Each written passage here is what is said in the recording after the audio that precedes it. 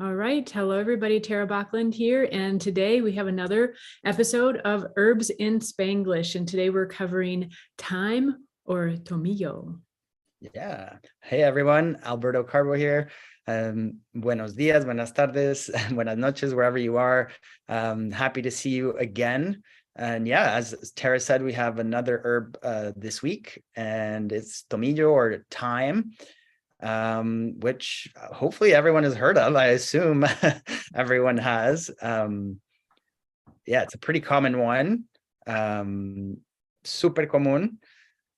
Tomillo. If you've ever, cooked, you've probably experimented with thyme. And if you've ever gardened, you've probably wanted to grow it because it's a great culinary herb. Entonces, si alguna vez has cocinado, probablemente has usado el tomillo, y si alguna vez jardineaste para cultivar hierbitas para tu cocina, probablemente fue una de las primeras. So yeah, well, why don't we start with Tara? What is your favorite way to cook with thyme? Because it's such a common herb that is there a particular dish that you like to put it in, or? Esto es una buena pregunta. This is a good question because I actually don't use it much. Yo no uso este hierba mucho porque no me gusta mucho del sabor de este hierba. Pero depende, claro, de la comida. It depends on the food, right? Maybe I just have not made it in a way that is really pleasing to me. So I'm excited actually to learn from you today because you've worked in the kitchens, has trabajado en la cocina bastante. Entonces me gustaría aprender cómo usar mejor o cocinar mejor con el tomillo por esto. Sí, pues el tomillo es versátil, pero es verdad, tiene un sabor fuerte. It's a versatile herb, but it is true. It does have a strong, strong scent and a strong taste. Tiene un olor fuerte y un sabor fuerte. Entonces, it can be overpowering if you use it by itself. Absolutely. And especially too if you use too much.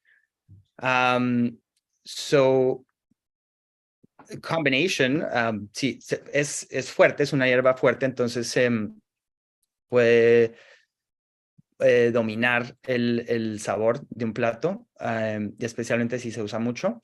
Y it's easy to use a lot because the leaves are so tiny. You think, oh, it's not just, you don't think the leaves are so small that you really wouldn't think that they have such a strong flavor. Las hojas son bien chiquitas, bien pequeñas, entonces uno pensaría que no podrían dar tan fuerte sabor, pero la verdad es que sí.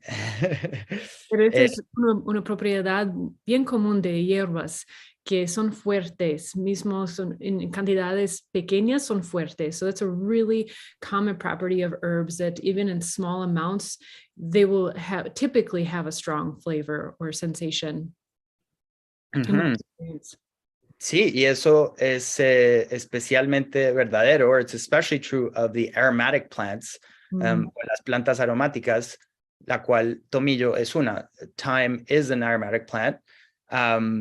And the reason why is the volatile oils, son los aceites volátiles que las plantas aromáticas tienen, the aromatic plants have, are easily dispersed into the environment. La planta las suelta muy fácilmente, y es por eso puede ser un olor o sabor muy fuerte fácilmente. That's why it can be easily overpower a dish, because the oils volatilize and they just disperse into kind of whatever you're putting them into. Pero tal vez deberíamos empezar, or we should start with a classic way of using thyme. And of course, in French cuisine, a lot of our modern day cooking has been influenced by French cuisine. And French cuisine was really great because it was one of the first to really lay out a structure or a base or a kind of an ideology of how to cook. Entonces la comida francesa es una fuerza culinaria que impactó al mundo entero, y muchas de las cosas que los franceses, de los sistemas y los métodos que los franceses se inventaron o establecieron, han influido el mundo culinario a través del mundo. And so one of the, if you've cooked, you've probably heard this, but herbes de Provence, or herbs de Provence, this is a classic herbal mixture for culinary purposes. And it comes from Provence, or the region in France called Provence. And it's traditionally made with savory, marjoram, rosemary, thyme, and oregano. And then lavender was sometimes added to it, but that is more of a New World addition. And this herbe de Provence was used as a mix in many different dishes. Entonces esta mezcla de esas hierbas fue utilizada en muchos, o es utilizada en muchos platos franceses. My favorite way to use thyme is probably, well, I wouldn't say my favorite, but the most applicable or the most useful way is with the herbe de Provence. And it doesn't have to be those herbs that I mentioned. Even just with thyme and rosemary, or thyme and oregano, maybe some lavender, making your stock with those herbs, whether you're making a vegetable stock, or you're making a chicken or beef stock, it's a great addition. Entonces, para hacer una base de un caldo de base, se puede utilizar el tomillo, también las otras herbes de Provence, pero no son necesarias todas, y simplemente tomillo, romero, tal vez un poco de lavanda, eso ayuda a darle un muy buen sabor a el caldo. And of course, your stock is your base for, if you're making a sauce, or if you're just using it to cook with, for soup, whatever you're making, is your base. So you want it to be very flavorful. And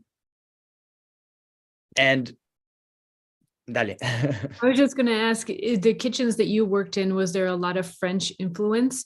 En las cocinas donde trabajabas, ¿tuvo mucha influencia francesa? Pues algunas sí, otras no. Por un buen rato trabajé en un restaurante italiano, el cual tomillo también se usa. Pero cuando estuve en la escuela culinaria, when I went to culinary school, the basis, and from my understanding, a lot of culinary schools are based in French cuisine, because they set up sort of a system of progression. You make your base, like you have like a base of ingredients and a base of understanding of certain dishes, which you can use to make other things. So it's kind of a systematic way of cooking. Entonces la forma francesa tradicional de cocinar es muy sistémica, y usan bases, las cuales las convierten en platos o salsas y componentes diferentes. Entonces I did study it in school, and out of interest, because in our modern world, some of the first restaurants and whatnot were in France. So there's a lot of history there. Entonces, un caldo sería un base. A stock would be one of these bases in French cooking. Ajá. Sí, exacto. French cooking, por ejemplo, you'd make your beef stock, and by reducing your beef stock, then you'd get a demi-glaze. And from there, you could make several different sauces for several different dishes. Yeah, like a classic French dish is or sauce is the velouté, and it's kind of like a bechamel sauce. And you can make it with chicken stock, and it's mostly for chicken dishes. And thyme goes great with chicken. El tomillo y el pollo hacen un muy buen conjunto. Claro, tomillo con carne de res o carne de cerdo o otras carnes, with other meats, thyme is a great combo. But with chicken, it really, it really kind of flourishes. It's a really good combination. Y el lado de herborista, or from the herbal side, we have to ask ourselves, well, sure, this herb tasted delicious, but could there be a different reason why why it was so important for people to combine with their food? Entonces, ¿será que había otra razón por la cual la gente usaba el tomillo con la comida, aparte del sabor delicioso? And if we look at the properties of thyme, thyme is a carminative. So it means it is promoting gastric secretions for digestion. And of course, if you're eating meats or anything heavy, that you want to promote that digestion. So thyme absolutely does that. El tomillo ayuda a promover los jugos gástricos, entonces combina muy bien con cualquier carne o proteína animal, porque promueve la digestión o el proceso de digestión natural del cuerpo. Which is, brings us to the how incredible herbs are. They taste good, but they also help us. Las hierbas así no solo tienen buen sabor, pero también nos apoyan y nos ayudan a digerir y asimilar los nutrientes, because of course carminatives and herbs that help gastric secretions are helping you digest, but they're also helping you absorb all of the nutrients in the food. Let's see. Yeah, they say that, when you smell a food and your mouth salivates, you start salivating. That's the first step in digestion, right? And that helps to break down the food better, and therefore you can absorb the nutrients better, just like you're saying. Entonces, cuando la palabra es hueles, la comida y si siente bien, o el huelo es a ti siente parezca bien. ¿Cómo huele bien?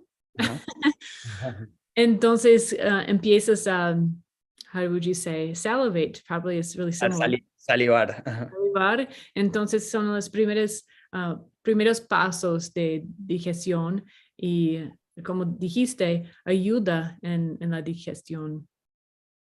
Sí, ayuda mucho. Y otra cosa interesante, or another interesting thing, es que thyme es alto en un aceite llamado thymol o thymol. Entonces, thyme is high in thymol, which is antimicrobial, antiseptic, and antiviral. El thymol es antiséptico, antiviral y antimicrobial.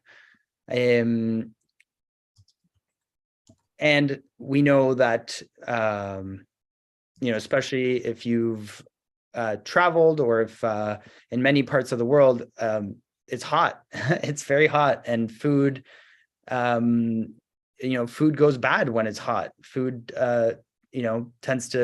bacteria tends to grow in food when it's really hot out. La bacteria se produce o se multiplica en la comida en los ambientes o en climas calientes más fácilmente que en los fríos.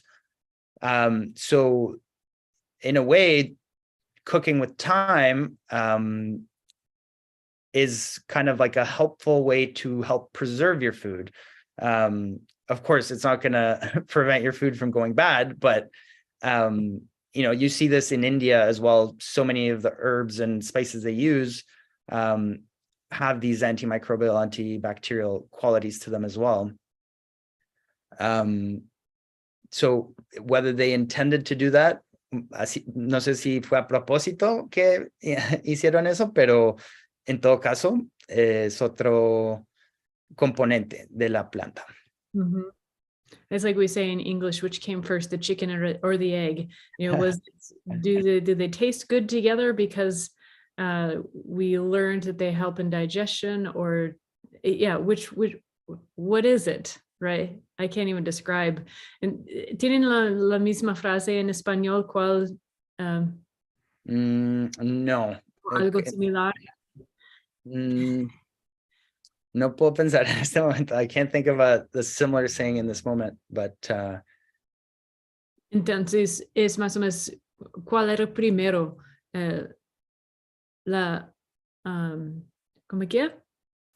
¿Cómo es?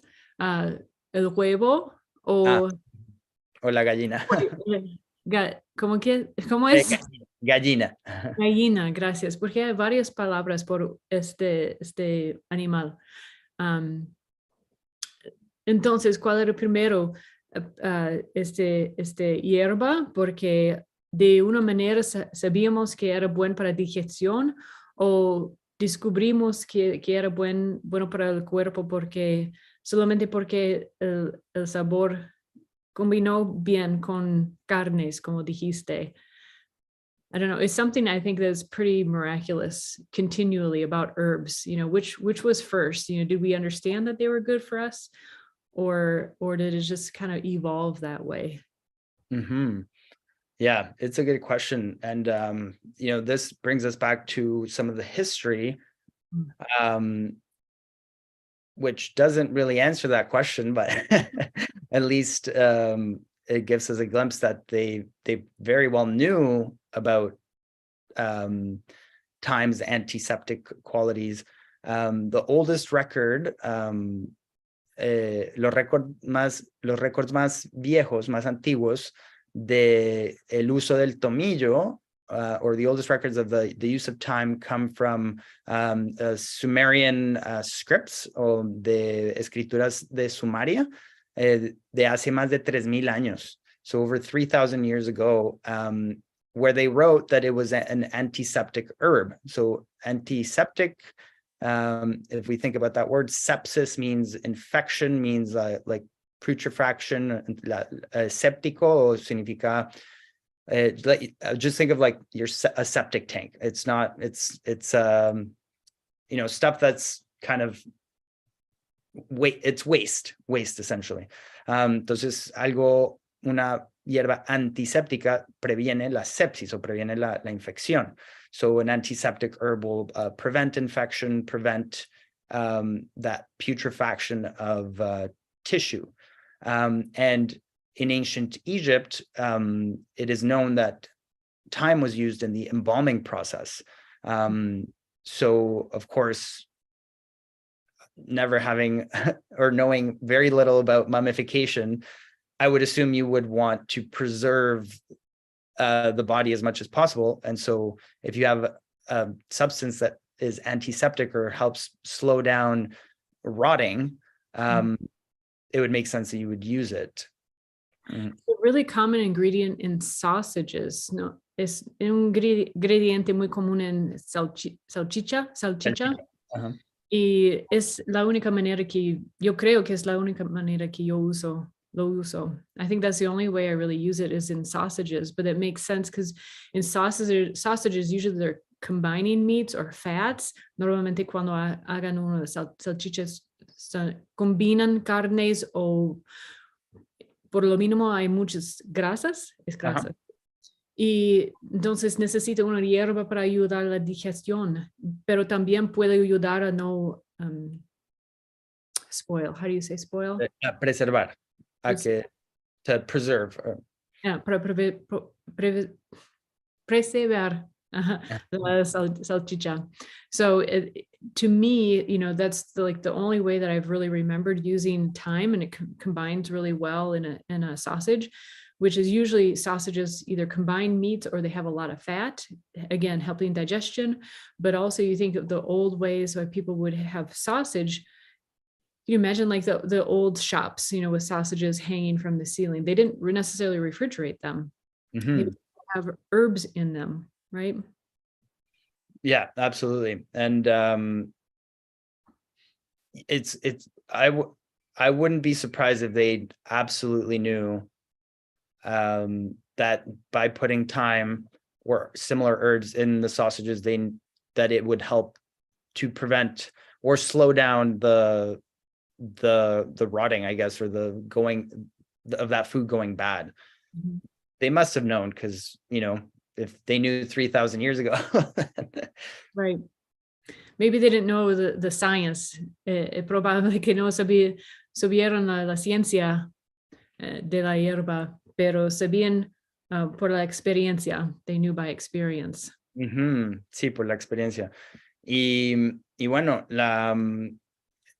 entonces en Egipto usaban el tomillo en el proceso de momificación. O sea, cuando momificaban a un faraón o algo así, usaban el tomillo para, me imagino, lavar el cuerpo o para preservar el cuerpo lo más posible en ese proceso. Y lo que preserva, or the preserving agent, the active ingredient, I guess, is the thymol, el thymol, y es antibacterial, antifungal, or antibacterial, antifungal, y antiséptico, or antiseptic. Mm-hmm. Y bueno, eso fue a través del tiempo, or as time went on, la reputación, or the reputation of thyme as a protection, because we can kind of think of that as a form of protection, right? We're protecting ourselves from bacteria or from viruses. So in ancient Rome, this thyme had this reputation of being for protection.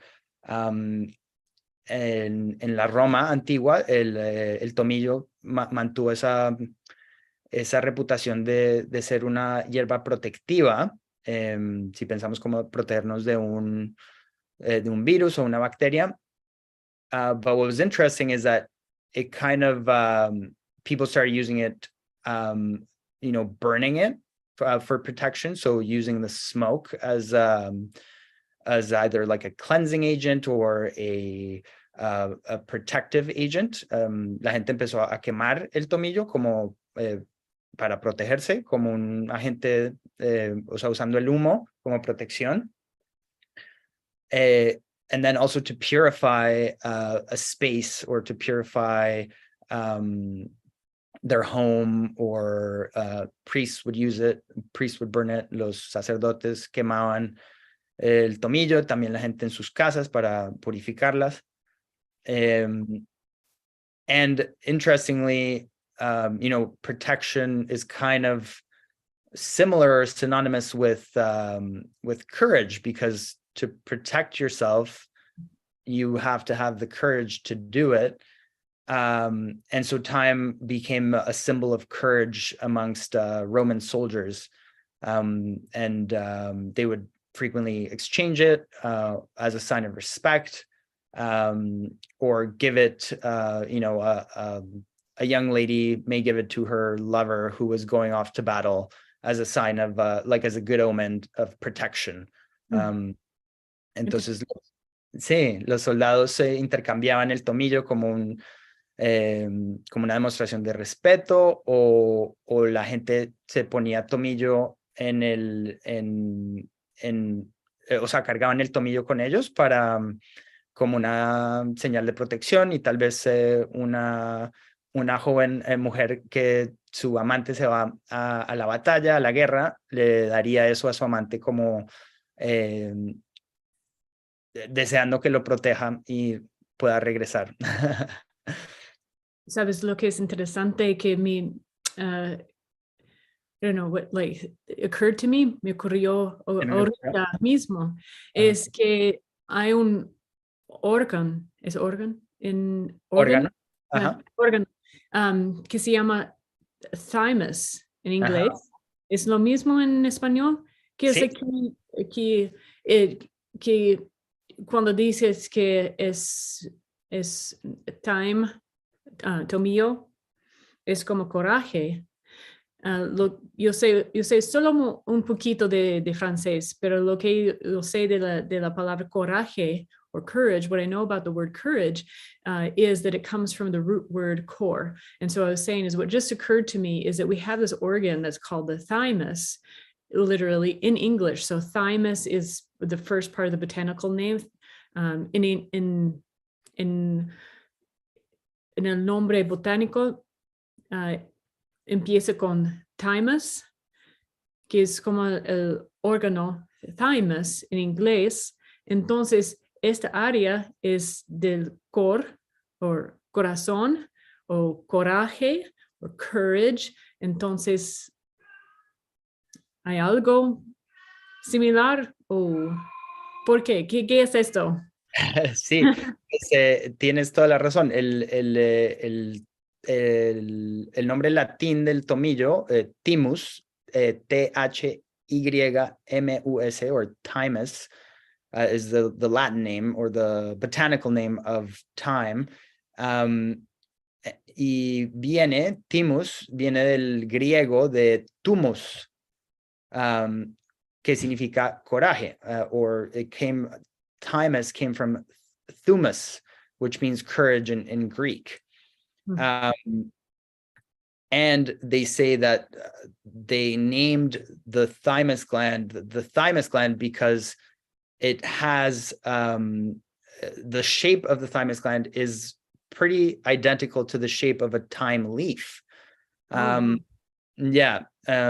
Entonces dicen que el nombre, los griegos nombraron la glándula, la glándula thymus.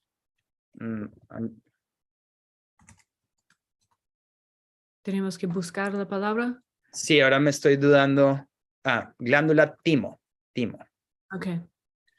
Estoy buscando una foto I'm looking for a photo of the thymus gland para comparar. Súper, sí, porque entonces en griego dicen que nombraron la glándula timo así porque se parecía tanto la forma de la glándula a la hoja del tomillo. But I love what you were saying about, because it's here and it's close to the heart, and of course cœur in French is courage. So and we associate someone who's courageous, someone that has a lot of heart, or someone that is entonces hay algo, there's definitely an interesting association there. Imagino también que la energía del sistema inmune es como, si tienes mucha energía en este sistema, so if you have a lot of energy in your immune system, it's similar al coraje. It's similar to courage. You know, if you're like, okay, it's flu season, and you're like, I can do it, you know, I'm not going to get sick. Entonces, en estación también es estación de influenza o de gripe, algo así. En español. Sí. Cuando entras en este periodo, sí, con coraje, para mí la energía es igual, de tener mucha energía en el sistema inmune, y también el coraje de entrar en ese periodo. So if you enter into the flu season, like, I'm not going to get sick, you literally, it's like having courage for that. Yeah, totally. And if you think about it along those lines, like the thymus gland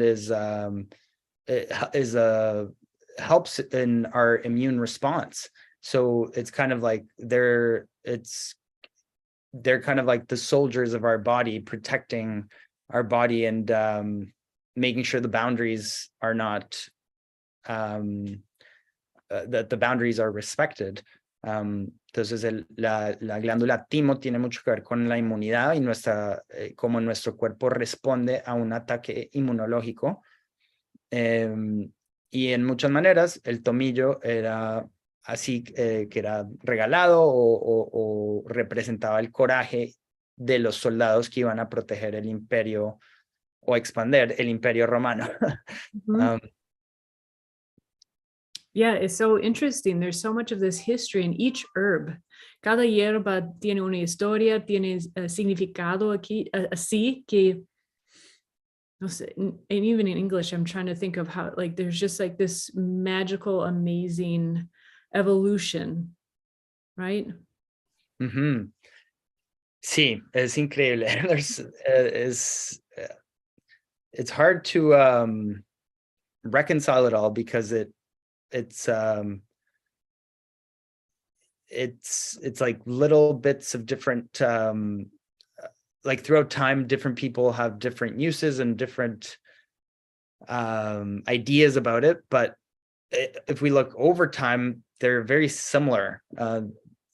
Sí, aunque las ideas tal vez sean diferentes de cultura a cultura, como que tienen algo en común.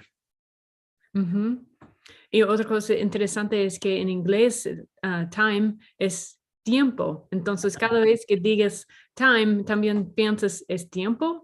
And of course, in English, we already know that time and time they sound like the same word, but they're different words. And so maybe that has something to do with it too. Or like the preservation, the mummification is preserving it in time. Por ejemplo, la mummificación es preservar en tiempo, o como digamos en inglés es time, es la misma, es el mismo sonido, pero no es la misma palabra.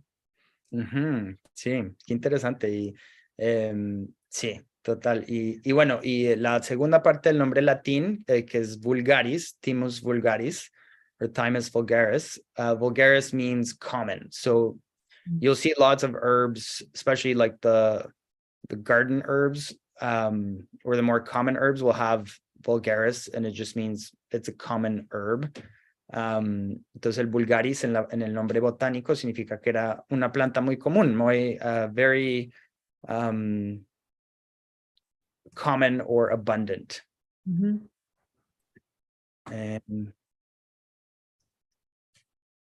¿Qué más? Y bueno, eso nos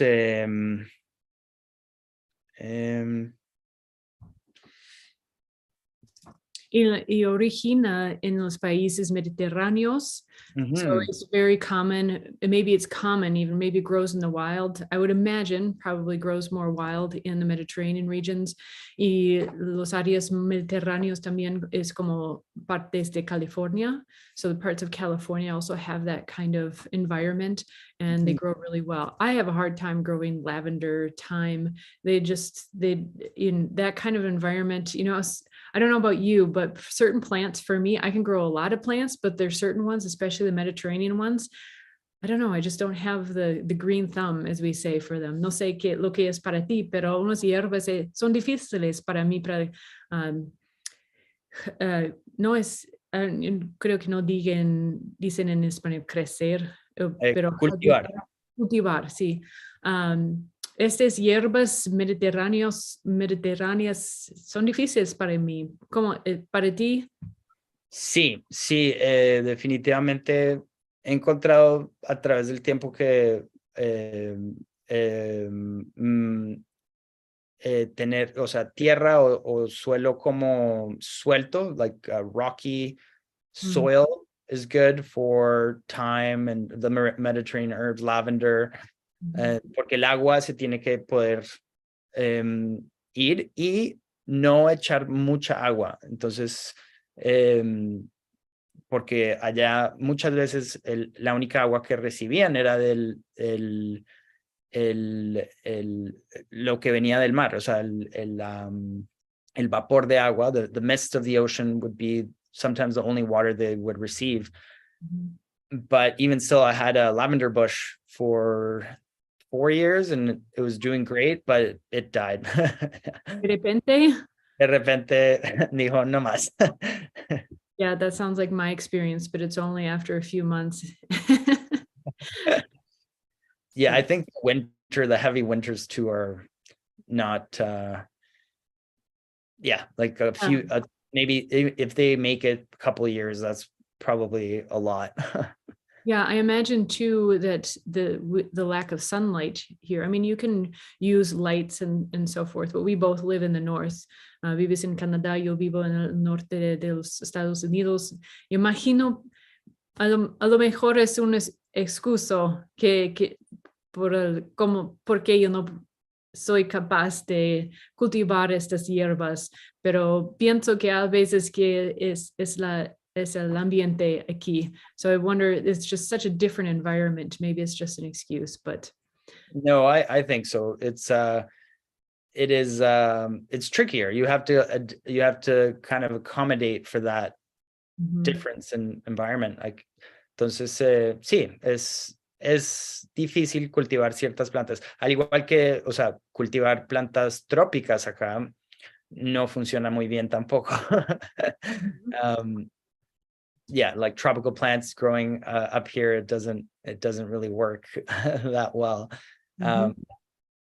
Sí, bueno, otro uso del tomillo en la historia, or in history, another use in the history, was in the Middle Ages, en las edades medias, especialmente o notablemente, notably around the time of the bubonic plague, o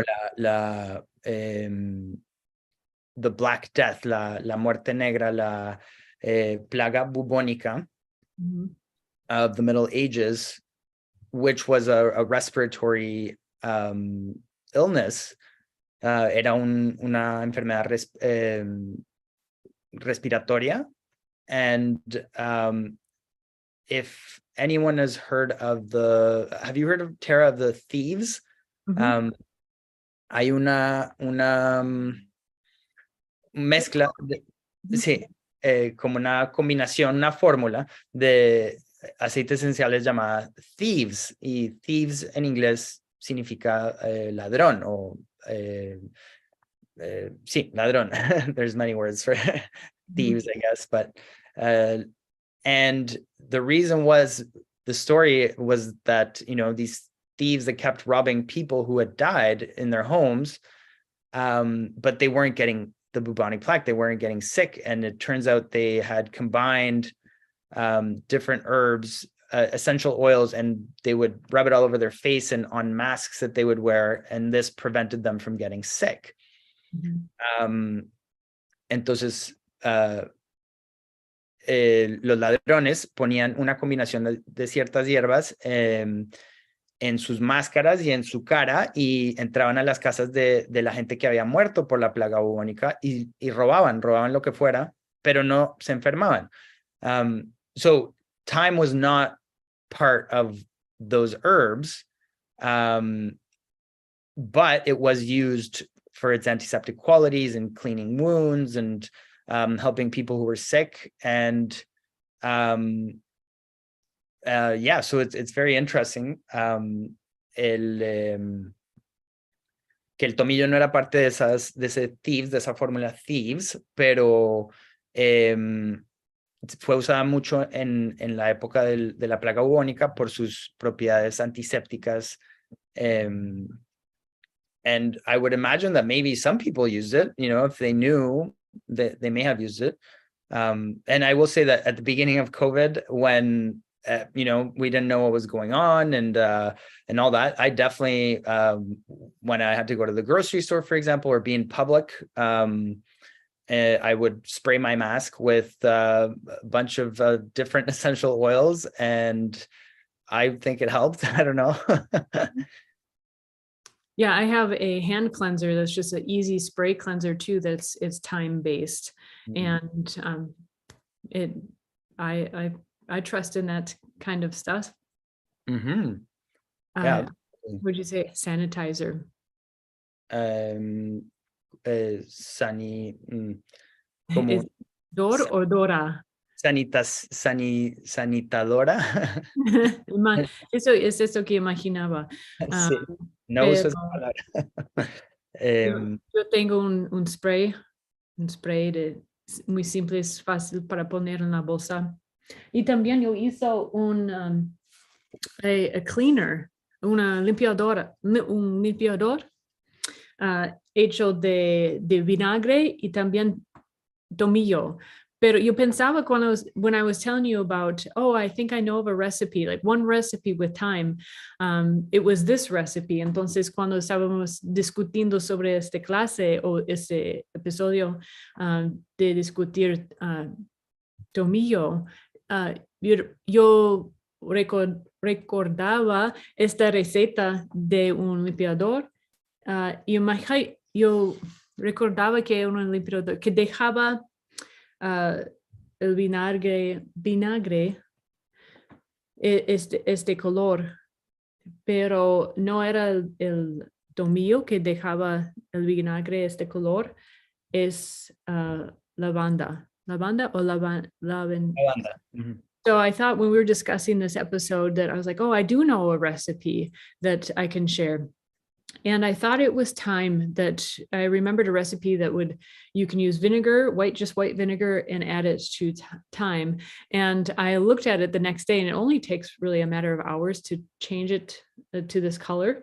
But I was like, oh, it's not changing color. And then I remembered, oh, I think it's lavender. So this is thyme and lavender. But if you want a pretty cleaner, this just put some lavender in vinegar, and vinegar is an excellent cleaner by itself too. Yeah, absolutely. Oh yeah, by the way, it's desinfectante. ¿Cómo? Sanitizer, desinfectante. Desinfectante. Gracias. De nada. Tengo que entrenar mi boca a hablar español. Hace bastante tiempo. I had to train my mouth to speak Spanish again. I can hear it, but anyways. It's interesting how for every language our mouth moves differently, and our even like personalities are a bit different because you express yourself differently. So it's funny in different languages. That's one of my, if someone is wondering, how do I learn a language or speak a language? One of my major tips is not about vocabulary. It's actually, you need to feel like you're part of the culture, like you're a person that naturally speaks that language. Entonces, una diga que cuando una persona me pregunta, ¿cómo aprendes una lengua muy fácil, muy bien, rápido? Yo les digo que tienes que pensar, que sentir que eres una persona de esta cultura, quien habla así o sí, es solamente esto. Yeah, that's it. Claro, bueno, hablando de Tomillo, hay que tener el coraje para hablar y cometer errores. Relating it back to time, you have to have the courage to try and say anything. And you may be wrong, but then you'll learn. That's what happens. You've heard some of my stories, or just a couple of them, but they're best told behind the scenes. There are some really funny things you can end up saying by accident, but still do it. Yeah. Absolutely. What was I going to say? I was going to say, oh yeah, so nowadays you may be surprised that you'll find Thymol in many products such as sanitizer or mouthwash. Entonces hoy en día pueden encontrar el ingrediente timol en muchos ingredientes, como en enjuague para la boca o en desinfectante para las manos o para limpiar la casa.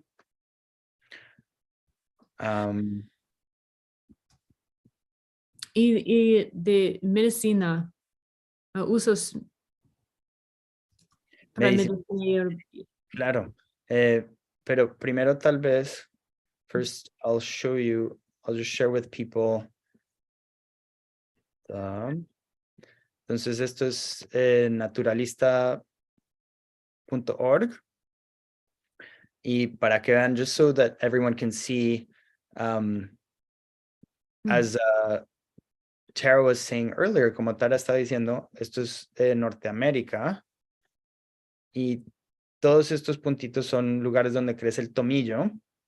Entonces, we can see that in the West Coast, it's definitely grows more. But if we look to Europe, si miramos a Europa, Wow. porque viene de acá, it comes from here. Entonces, it obviously just grows naturally there. And whereas mostly in North America, we use it in gardens. So it's interesting to note. Yeah, last summer, el verano pasado, I found thyme randomly in the woods. En el bosque encontré una plantita de tomillo. And I was pretty excited. Oh. I would imagine that a lot of the recipes that have thyme would be Spanish, French, or you mentioned French. Imagino que la mayoría de las recetas con tomillo son de la España, Francia, como dijiste. Sí, definitivamente. Y bueno, si quieren una receta fácil, an easy recipe for thyme, es una salsa, a sauce, a simple sauce. You take one or two sprigs, una o dos tallitos de tomillo, en un sartén, in a pan with some butter, con mantequilla. Y pueden echar un poco de vino blanco, white wine, unas rodajas de limón, 2 o 3 rodajas de limón, a couple, 2 to 3 rounds or slices of lemon, and then a pinch, una pizca de harina or flour, pinch of flour, and you'll cook it on medium low, cocínalo en mediano hasta que espese, until it thickens, and it'll be, you want the consistency to be like buttery, velvety, so it's going to reduce quite a bit. So se va a cocinar y se va a reducir en volumen. So start with about a cup of wine, una taza de vino, y como 2 cucharadas de mantequilla, or 2 tablespoons of butter. And yeah, just cook it on medium low until it thickens, and it will be delicious. And this sauce is great for chicken. You can like barbecue your chicken breast or whatever part of the chicken, and then finish it off in your sauce. As the sauce cooks, it's great for fish, although tarragon and fish go really, really well together. But yeah, that's just a simple, easy recipe you can make with thyme. And is this just what they call just a white sauce, the simple white sauce? Yep. Simplemente salsa, simple blanco. Ajá. Sí, y puedes cambiar la hierba dependiendo, por ejemplo, si yo fuera a servir pescado, if I was going to do it with fish, I would put tarragon or dill instead of thyme. Y si fuera a hacer con carne, pues podrías poner tal vez salvia or sage, o algo así, romero, rosemary. So, but yeah, the sauce is just white wine, butter, a little bit of flour, and the flour is optional. La harina es opcional, no es necesaria.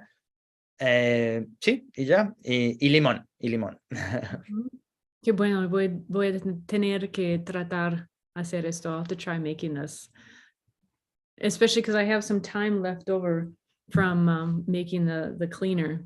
Yo todavía tengo tomillo que sobró también en español de cuando yo hizo este limpiador. Claro, sí, hay que usarlo. Definitely. Yeah, and it's so easy. I love making that sauce. Okay, so let's talk about some of Thyme's uses. Hablemos de los usos del tomillo. Entonces, de una perspectiva medicinal, el tomillo, or from a medicinal point of view, el tomillo es algo que decimos que es, bueno, empecemos con, because there's so many things that I'm trying to think of the best way to explain it, but if we start with maybe what we were talking about, empezamos con lo que estábamos hablando, que el tomillo es antibacterial, or antibacterial, antiviral, antiviral, antimicrobial, antimicrobial, y antiséptico, antiseptic. It makes a great remedy for bronchitis. It has been used for bronchitis. Entonces, para la bronquitis. And if we think of bronchitis being, you know, an infection in the lungs, it's usually deep in the lungs. Es una infección que ya está bien adentro en los pulmones. El tomillo, y es una infección húmeda, or it's a moist condition in the lungs. Thyme is hot, it's warming. El tomillo es calienta y seca, and it dries. It's warming and drying. And this is what, if you're new to herbalism, this is what we call energetics, which a lot of people hear that word and they think, you know, energy and things like that, but it doesn't mean that at all. It means literally the energy that the plant produces within a person. Entonces, las energéticas en el mundo del herborismo se tratan de no una energía que no se puede ver, sino más bien el efecto energético que tiene una hierba al ser consumida. Y like qualities also, como cualidades. Exacto, sí, cualidades. Entonces el tomillo, siendo que calienta y seca, por eso es de buen uso en la bronquitis, porque seca los pulmones y los calienta para que pueda sacar la flema.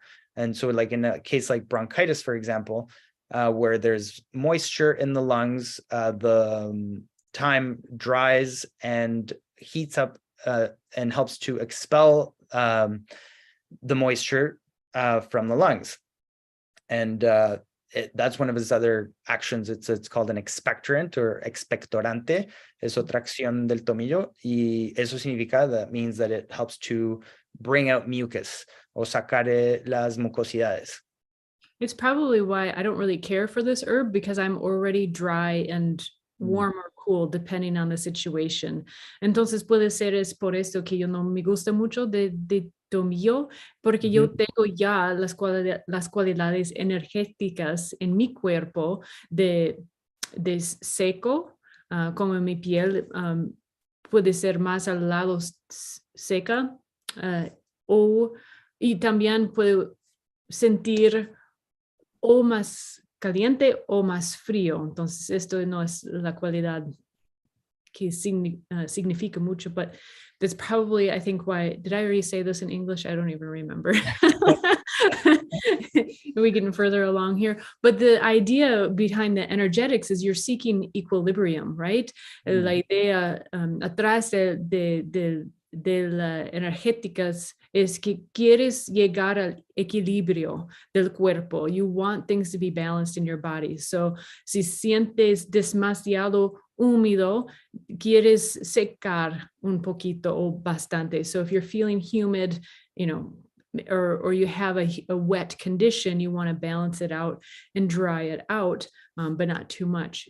And so you're always balancing with the opposites. Entonces quieres establecer el equilibrio de temperatura, de humedad, de varias energías o cualidades. Exacto. And so that is good to know, because if you, for example, have a dry cough where you're hacking and it's not very productive, and it's very dry, o si tienes una tos seca que no produce mucosidades, you wouldn't want to use thyme, because that will increase the dryness in your throat. Entonces, no, en ese caso no sería bueno usar el tomillo, porque eso va a secar la garganta más y empeorar la condición. So yeah, in that case, you'd want to use a moistening herb with expectorant qualities. O quisieras usar, en ese caso, una planta humectante con propiedades expectorantes también, like marshmallow, for example. Sí, como el marshmallow, pero en español no me acuerdo cómo se llama. O al contrario, si tienes un tos o un gripe que es muy caliente, quieres usar como cereja también en español. How do you say cherry? Cereza. Cereza, sí. Como cereza silvestre. Ajá. Y ayuda a bajar la temperatura. So the wild cherry you would use, for example, for a very hot cold or cough, or not a cold necessarily. You might have a cold while you have the cough, but that's kind of weird in English, right? You can have a cold, but you'd have a hot cough. Yeah. So that would be the example of an opposite, where you might have a hot cough, but you wouldn't want to use the thyme because that's hot, heating, and drying.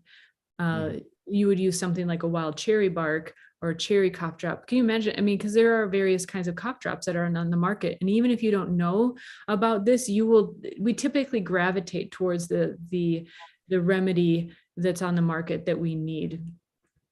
How do you say cough drop? Como una